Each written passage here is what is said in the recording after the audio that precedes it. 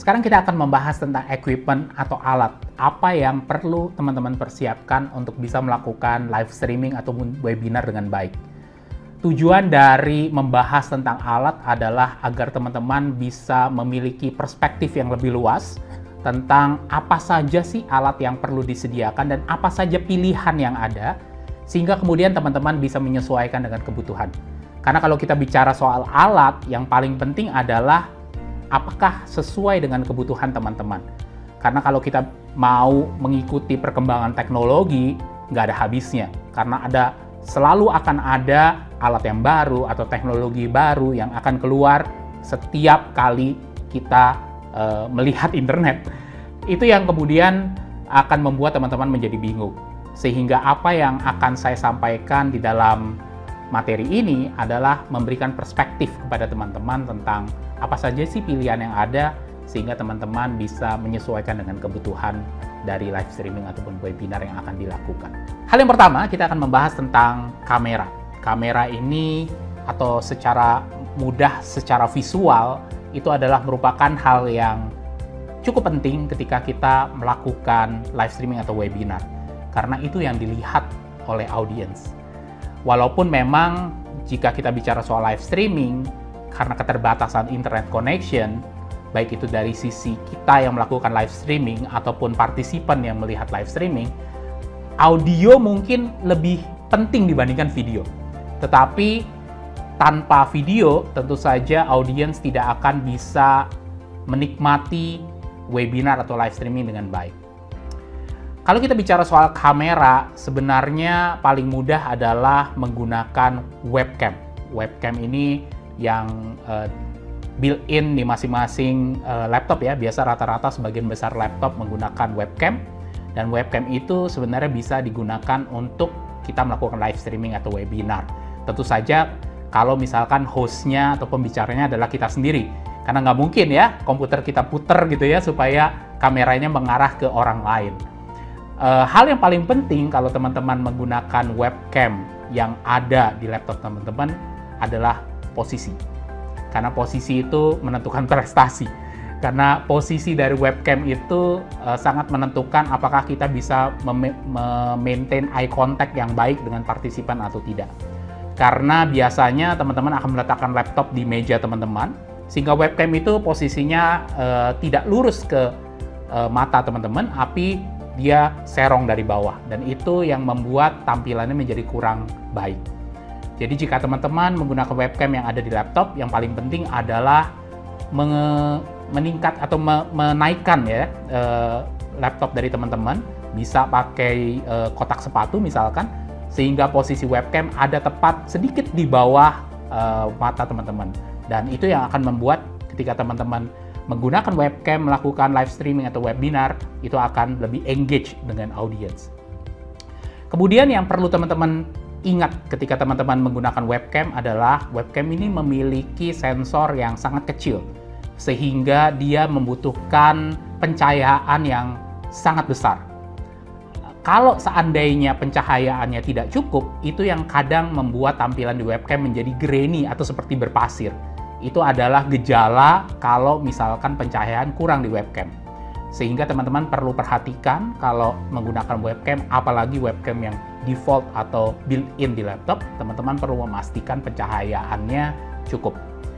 Hal kedua yang teman-teman perlu perhatikan kalau menggunakan webcam yang ada di laptop adalah posisi dari atau jarak antara webcam atau laptop dengan wajah pembicara atau teman-teman. Nah, pilihan berikutnya adalah teman-teman bisa menggunakan USB webcam. External webcam yang bisa dalam koneksi USB ini memungkinkan kita untuk menaruh posisi webcam ini berbeda dengan posisi laptop kita. Ada banyak di luar sana jenis-jenis webcam yang kita bisa gunakan, harganya pun sangat-sangat bervariasi, mulai dari puluhan ribu rupiah sampai ada webcam yang puluhan juta itu ya. Hal yang mungkin perlu teman-teman perhatikan ketika teman-teman mencari webcam adalah yang pertama resolusi. Resolusi seperti apa sih yang kita inginkan? Apakah kita mau resolusinya Full HD atau 1920 x 1080 Ataukah kita cukup dengan menggunakan resolusi HD 1280 x 720 misalkan? Ataukah mungkin kita mau resolusinya 4K misalkan? Itu bergantung ke webcam apa yang kita gunakan. Yang kedua ada koneksi. Apakah USB 3.0 yang warnanya biru, USB 2.0 yang warnanya putih, colokan USB-nya, atau USB-C atau bahkan koneksi yang lain. Jadi teman-teman perlu menyesuaikan tentu saja dengan laptop atau komputer yang teman-teman gunakan. Yang ketiga, faktor yang ketiga dalam pemilihan webcam adalah frame per second, FPS. Webcam yang mungkin puluhan ribu hanya punya koneksi atau FPS mungkin 30 FPS, itu standar ya. Artinya kalau teman-teman ingin gunakan untuk merekam kegiatan olahraga misalkan, basket atau aerobik misalkan, di mana gerakan dari subjek yang teman-teman rekam lebih cepat, agak sulit buat 30 frame per second webcam untuk bisa menangkap semua gerakan tersebut. Untuk merekam gerakan-gerakan yang cepat, teman-teman membutuhkan frame per second yang lebih tinggi, 60 fps atau bahkan 120 fps. Tidak semua webcam punya kemampuan untuk merekam fps setinggi itu. Jadi teman-teman perlu pastikan kegunaannya sehingga teman-teman bisa memastikan kira-kira webcam mana yang ingin teman-teman gunakan. Tapi hal yang perlu teman-teman ingat, semahal apapun web kamera, dia sensornya akan tidak lebih besar dibandingkan sensor kamera DSLR atau kamera mirrorless bahkan. Jadi teman-teman tetap membutuhkan pencahayaan yang kuat, dan tidak semua webcam, mungkin sebagian besar dari webcam tidak bisa diganti lensanya, sehingga teman-teman tidak bisa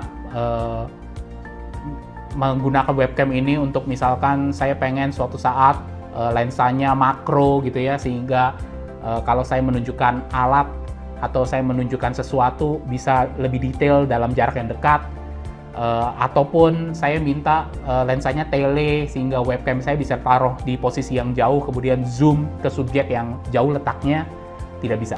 Karena rata-rata webcam hanya punya satu lensa built-in dan itu wide lens. Artinya semua hal akan langsung kelihatan.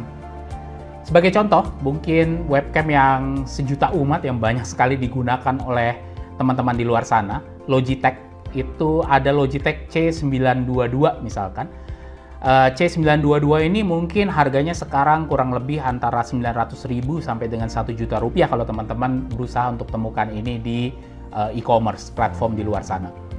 Dan C922 ini memiliki kemampuan resolusi sampai Full HD atau 1080p tadi, tetapi hanya bisa 30 frame per second kalau misalkan teman-teman ingin menggunakan resolusi Full HD. Jika teman-teman ingin menggunakan kamera ini dengan resolusi atau dengan frame per second 60 frame per second, maka resolusinya tidak bisa Full HD. Dia hanya bisa HD atau 720p. Kemudian kamera ini bisa dihubungkan dengan laptop dengan koneksi USB, artinya plug and play. Teman-teman tinggal colok ke USB yang ada di komputer atau laptop teman-teman, kemudian langsung bisa digunakan sebagai webcam.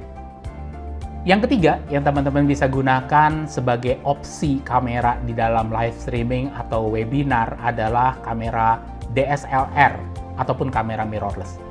Keuntungan dari menggunakan kamera DSLR atau mirrorless adalah tentu saja tampilannya akan kelihatan jauh lebih profesional dibandingkan teman-teman kalau menggunakan webcam. Kemudian teman-teman bisa mengganti-ganti lensa sesuai dengan kebutuhan. Ketika teman-teman butuh lensa yang wide, teman-teman bisa ganti lensanya. Ataupun di saat teman-teman butuh tele lens untuk menjangkau objek yang letaknya sangat jauh dari kamera, tinggal ganti lensa.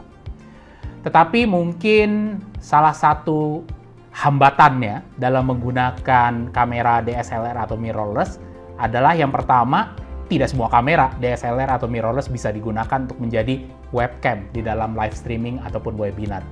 Kemudian yang kedua, tentu saja membutuhkan teknik-teknik khusus atau pengetahuan yang lebih tentang cara penggunaan kamera tersebut, dan membutuhkan sebuah alat yang namanya capture card.